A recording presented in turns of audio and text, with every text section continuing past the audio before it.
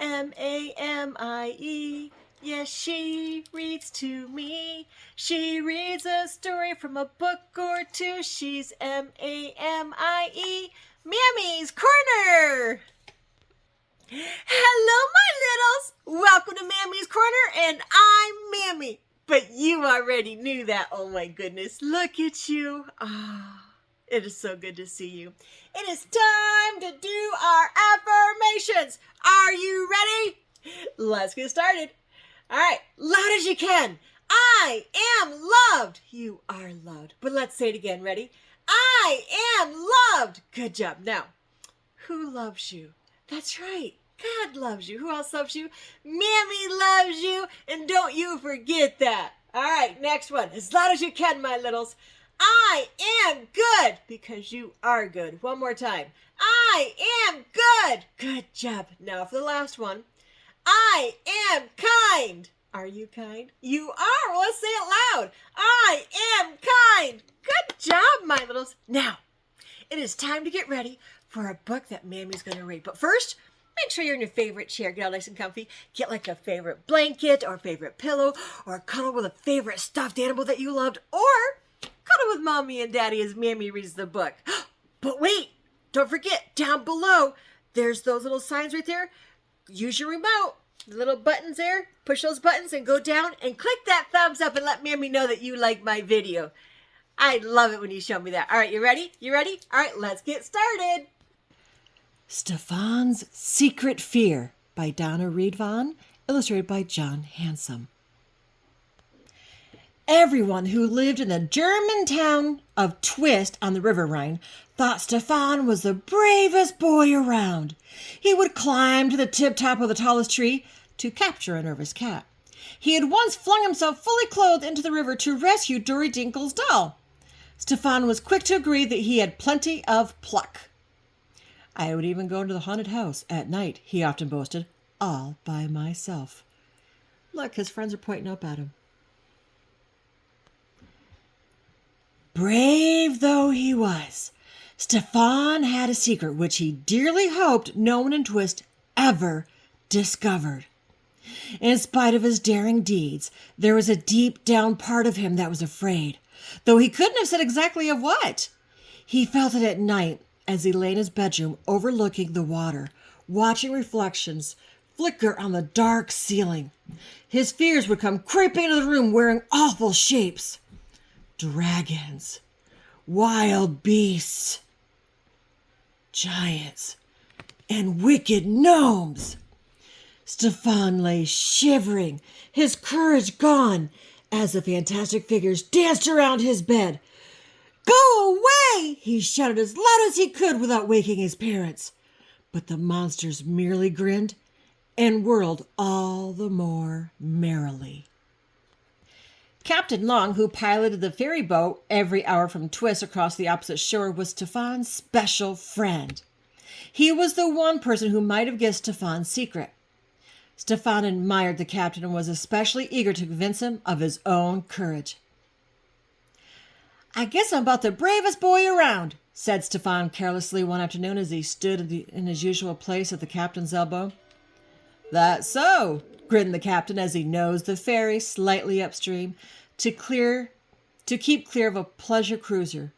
Its gleaming white decks were crowded with people, all pointing cameras at the town's half-timbered houses and the ancient castle on the hill. Well, everybody says so, Stefan said. Captain Lang rubbed his mammoth mustache with one finger. When I was young, he said, I pretended I was totally fearless. No one ever guessed I was a coward inside. Stefan was silent. He couldn't imagine the captain being afraid of anything. Did the captain suspect that he, Stefan, was really a scaredy cat at heart? Oh, Stefan wished he could tell him about the monsters that came in at night. By day, Stefan could usually forget his fears in the delight of living right over the rippling river. Long barges churned downstream, loaded to the limit, their decks scarcely an inch above the water. Gulls swooped and cawed, and swans glided gracefully in the shallows. Stefan and his best friend Marcus liked to pedal their bikes, headlong on the river path, racing the mighty cruisers. The cruisers always won, but the captains would wave at them as if to say, "You did your best, better luck next time." One fine day in early spring, Stefan and Marcus biked with their friends to the haunted house. They stopped by the tumble-down gate to plan, as they often did, for the time when they would sneak inside. They would have done this long before, only some of them had second thoughts. Would there be ghosts? "What are we waiting for?" Stefan asked. "I'm not scared. I'll even go in by myself, if you want." Marcus stuck out his chin. "You say that every time," he complained, "but I don't see you doing it. Why don't you go in first? Then, if nothing happens to you, we will follow." Stefan trembled inwardly.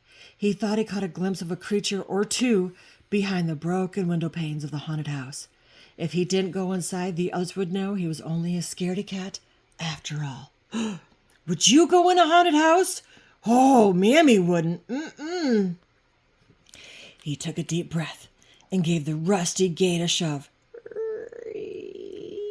Stefan stepped forward 3 small steps. Fear caught in his throat. He could scarcely breathe.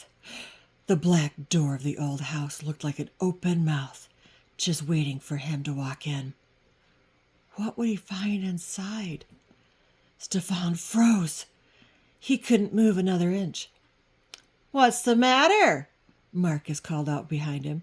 "You scared?" Stefan turned and stared Marcus right in the eye. "Yes," he said, "I'm scared." He stalked over to his bike and wheeled off as fast as he could towards the Rhine, his friend, the captain.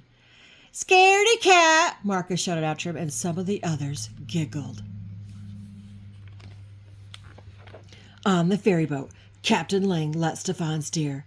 They rode silently for a moment, then Stefan blurted, "I tried to go in the haunted house today, but I couldn't. I thought the creatures might be there, the ones that come to me every night in my room. Now all the kids know I'm a coward." "Well," said the captain, "remember I told you that I was a coward too?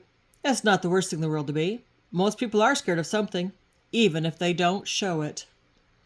"Are you scared of something, my littles?" The sun was just beginning to dip behind the hills, and the opposite banks of the river was strewn with sparkling diamonds of light. "Ooh, that's pretty, huh?"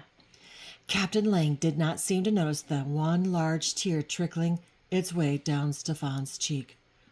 "See that light?" the captain asked. "Wherever light goes, it chases away the darkness.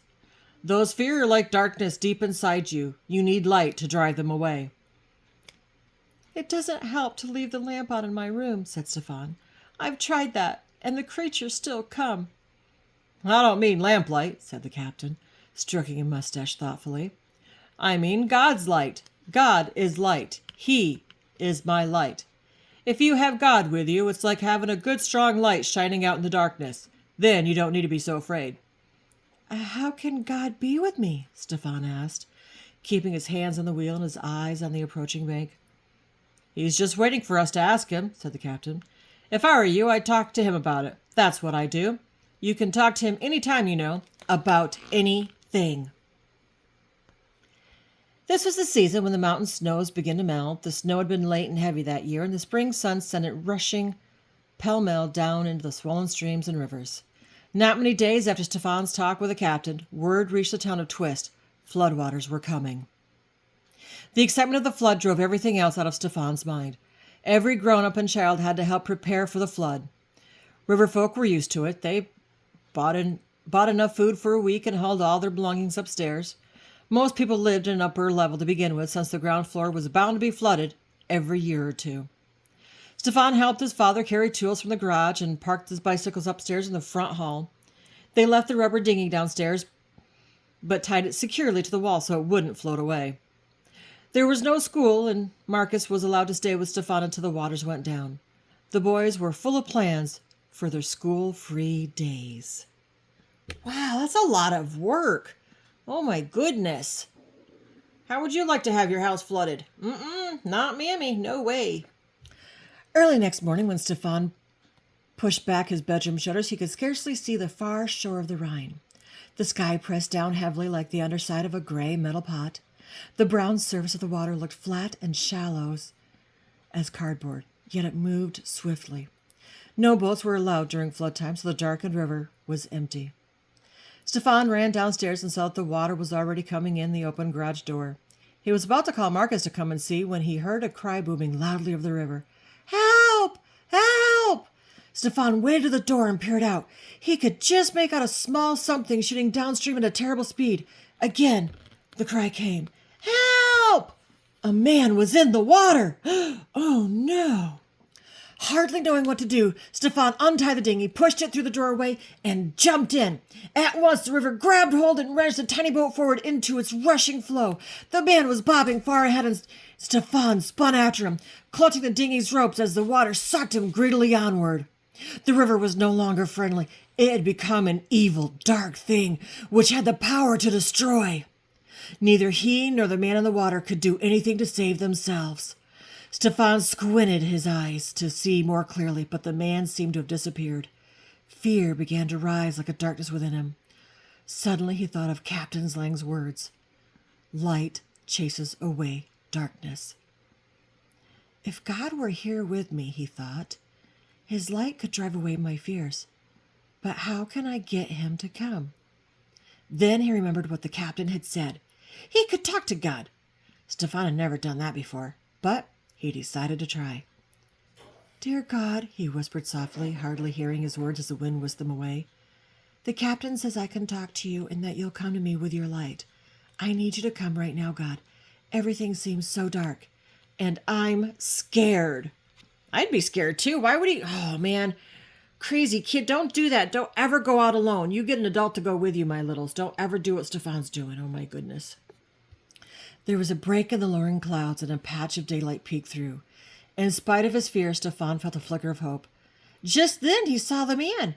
He was tangled in the branches of a half-submerged willow up ahead, and Stefan was headed straight for him. "Hello!" Stefan shouted. "Grab on if you can!" In the nick of time, the man caught sight of Stefan and reached out. Stefan grasped the man's hand and held on with all his might, for the river wanted to snatch him away. The man managed to make the dinghy's rope fast to the willow and heaved himself on board. Stefan was astonished to see the dripping mustache and beaming face of his friend, the captain. He saved the captain! Yay! The two huddled together in the dinghy, waiting for someone to see them and send the flood patrol boat. "I fell in. I fell in when I went down to check the ferry's mooring," said the captain. "You did a crazy thing, but it saved my life. Thank you for being brave enough to come after me." "I was really scared to death," Stefan admitted. "But then I told God I wanted him to be with me, and I'm sure he heard because my fear didn't matter so much anymore. That's when I saw you." Captain Lang grinned and patted Stefan's shoulder. "There's the boat!" the captain exclaimed as he fished out a soggy handkerchief to wave. "Do you really think God can chase my fear monsters away?" Stefan asked as the patrol boat turned towards them. "You'll never get rid of fear completely," said the captain. "But as for those monsters, why don't you give it a try?" Back at Stefan's house, his mother cried a few tears of relief, and his father told him he was proud. Marcus called him a hero. "I take back all about you being a scaredy cat," he said. "Anyway, I'm afraid of the haunted house myself." That was nice of Marcus, wasn't it? Aw. That night, Stefan lay awake and waited. Marcus was already asleep and breathing softly. It wasn't long before a purple dragon nosed its way into the room, followed by a crowd of creepies. Stefan jumped out of the covers and stood on the bed, shaking his fist. "Get out!" he shouted. "God is with me now. His light is stronger than darkness. All you dark things have to go." The creatures vanished. A moment later, Marcus sat up sleepily. "Who are you yelling at?" he mumbled. "No one," Stefan replied as he smiled and snuggled in his pillow. "No one at all." Stefan thought he was the only person with secret fears, but he learned that the captain and his friend Marcus were also sometimes afraid. Every one of us is afraid of something, but sometimes being afraid makes us do silly things or stops us doing something we really want to do. Stefan found that he could talk about his fear with a trusted friend. A big fear seems smaller when a friend understands. The most important thing Stefan learned was that with God, he had the courage to face his fears. Stefan will be afraid many times in his life, and he will have to remember that God is still with him. We may never get rid of all of our fears, yet when God is with us, we have someone who is much greater than any fear, and who can take care of us even when we are afraid. There is no actual town of Twist on the River Rhine in Germany, but there are many towns just like the one in which Stefan lived, which are flooded when the river is high. The end. I hope you liked this story. Do you ever get scared, and are you afraid of maybe the dark or the shadows?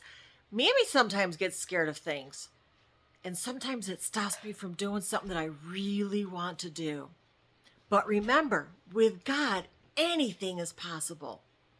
So that's the end. I hope you liked it. Don't forget, down below, you take that little remote. You take your remote, and down below, hit that thumbs up and let Mammy know you like my videos, because I like the videos. And I want to know that you like these videos, because I do this for you. All right.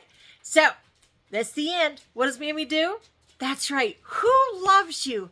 God loves you. Who else loves you? Mammy loves you. Shh.